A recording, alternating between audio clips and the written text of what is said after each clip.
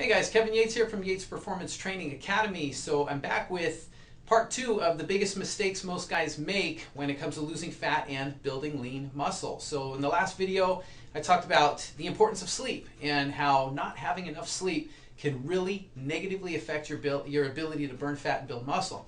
So today I'm going to address the topic of working out, right? Exercise. Typically what happens with most guys is that they're going to the gym and they are doing cardio maybe 3 to 5 days a week for about an hour in their fat burning zone, and then they do some weightlifting. And typically what's going on is, we'll address the topic of cardio first, and it's probably something that you may already know. This might not be anything new, but we're going to look at cardio. A lot of people tell you, either do cardio or don't do cardio. This is why it's good, this is why it's bad, whatever. I'm going to talk about it not from the standpoint of how it burns calories or anything like that. I think there's a more important component that goes on behind the scenes that we don't really hear about, we don't learn enough about, and it has to do with how it affects you from a hormone standpoint. Okay, so what happens is when we do cardio, cardio is it's kind of like an endurance type activity. It's a catabolic activity, just meaning that it's basically breaking down energy within the body. Okay.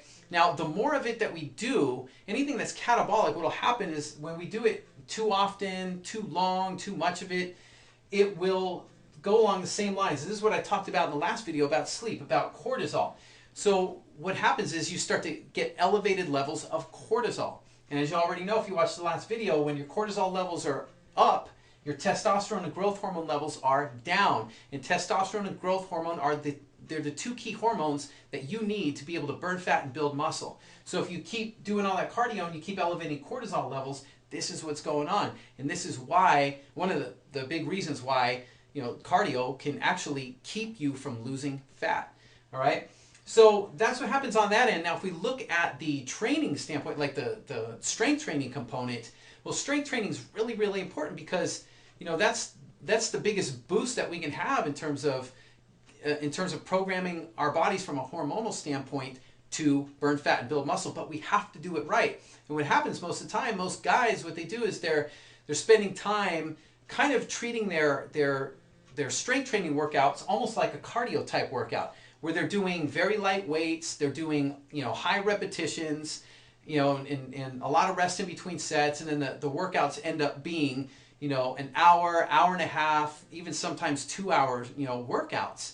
So again, what happens is this whole response starts to kick in again. The more you treat your strength training like endurance training, the more you treat it like cardio type training, the more you reinforce this pattern, right? So you can see now how the way that you've been training, if you've been training like that, how it actually sets you up to get stuck in this self-reinforcing cycle where you're just putting in all this work and you're not getting any results to show for it.